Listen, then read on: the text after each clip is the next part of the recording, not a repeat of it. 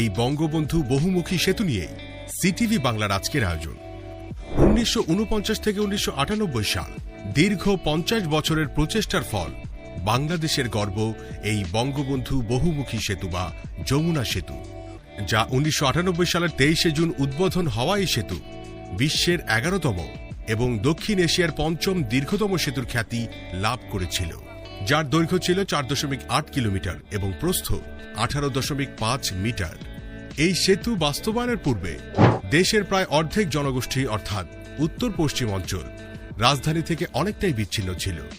দেশের উত্তর অঞ্চল মূলত ছিল কৃষি নির্ভর। দীর্ঘ সময় ফেরির জন্য অপেক্ষায় থাকার কারণে এই অঞ্চলের কৃষি পণ্য অনেক বেশি ক্ষয়ক্ষতির সম্মুখীন হতো। ফলে এই অঞ্চলের আর্থসামাজিক অবস্থা দেশের অন্যান্য অঞ্চলের তুলনায় অনেকটাই কম ছিল।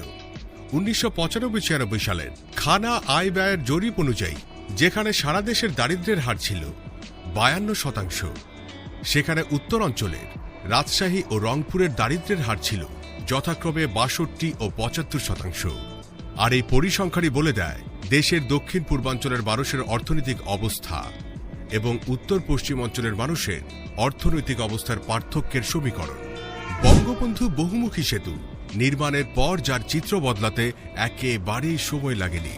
2016 সালের জরিপ অনুযায়ী রাজশাহী ও রংপুরের দারিদ্র্যের হার যথাক্রমে 28 এবং 47% নেমে আসে।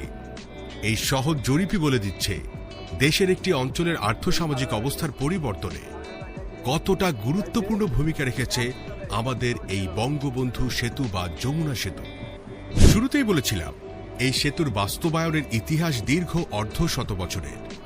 পাকিস্তান সৃষ্টির পর সর্বপ্রথম মাজলুম জননেতা মাওলানা আব্দুল হামিদ খান ভাসানী রাজনৈতিক পর্যায়ে যমুনা নদীর উপর সেতু নির্মাণের দাবি উত্থাপন করেন।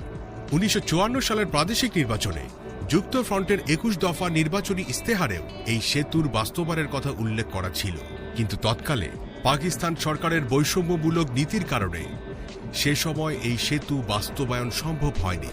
পরবর্তীতে 1964 সালের 6 জানুয়ারি মোহাম্মদ সাইফুর রহমান সংসদে এই সেতু বাস্তবায়নের একটি মৌখিক প্রস্তাবনা উত্থাপন করেন।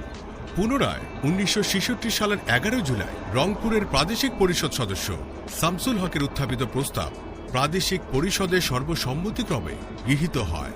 তারও 3 বছর পর 1969 সালে British company Freeman Fox and পার্টনার্সকে সমীক্ষা চালানোর দায়িত্ব দেওয়া হয়। তারা সিরাজগঞ্জের নিকট 175 মিলিয়ন মার্কিন ডলারের ব্যয়ে একটি রেলকাম সড়ক সেতুর সুপারিশ প্রদান করেন। 1970 সালের আওয়ামী লীগের নির্বাচনী জনসভায় জাতির জনক বঙ্গবন্ধু শেখ মুজিবুর রহমানও এই সেতু বাস্তবায়নের কথা উল্লেখ করেন। তারপর দেশ স্বাধীন হবার পর 1972-73 সালের জাতীয় বাজেটে এই সেতুর জন্য বরাদ্দ রাখা হয় এবং জাপান আন্তর্জাতিক সহযোগিতা সংস্থা জাইকা এর সমীক্ষার দায়িত্ব পায়। 1976 সালে জাইকা তাদের রিপোর্টে উল্লেখ করে এই সেতু অর্থনৈতিকভাবে লাভজনক হবে না, তাই তারা পরবর্তীতে বৈদেশিক সহযোগিতা করতে অস্বীকৃতি জানায়। 1982 সালে পুনরায় যমুনা সেতু প্রকল্পটি পুনরুজ্জীবিত করা হয় এবং 1992 সাল পর্যন্ত নানা চড়াই উতরাই পার করে দাতা সংস্থাগুলো অর্থনৈতিক সহযোগিতা করতে সম্মত হয়। অবশেষে 1994 সালের 10 এপ্রিল বঙ্গবন্ধু বহুমুখী সেতুর ভিত্তিপ্রস্তর স্থাপন করা হয় এবং 15 অক্টোবর প্রকল্পের কাজ শুরু হয়। 4 বছর বিরতিহীন কাজের মধ্য দিয়ে 1998 সালের 23 জুন আনুষ্ঠানিকভাবে সেতুটি সবার জন্য উন্মুক্ত করার মধ্য দিয়ে এত বছরের স্বপ্ন পূরণ করা সম্ভব হয়। সেতুটি নির্মাণে ব্যয় হয় 3,745 কোটি 60 লক্ষ টাকা এবং সেতুর আয়ুষ্কাল ধরা হয় 110 বছর। সম্ভাব্য দুর্যোগ ও ভূমিকম্প যাতে সহ্য করতে পারে সেজন্য সেতুটিকে 80 থেকে 85 মিটার লম্বা এবং 2.5 ও 3.15 মিটার ব্যাসে 121টি ইস্পাতের খুঁটির ওপর বসানো হয়েছে। সেতুটিতে স্প্যানের সংখ্যা 49 এবং ডেক খণ্ডের সংখ্যা 1263।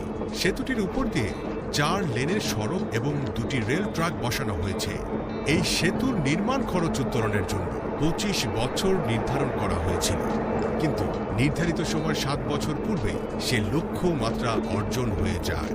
সম্প্রতি এই সেতুর উপর একটি রেল সেতু নির্মাণের কাজ চলছে। সেতুটি নির্মাণ হলে সেটি হবে দেশের সবচাইতে বড় রেল সেতু।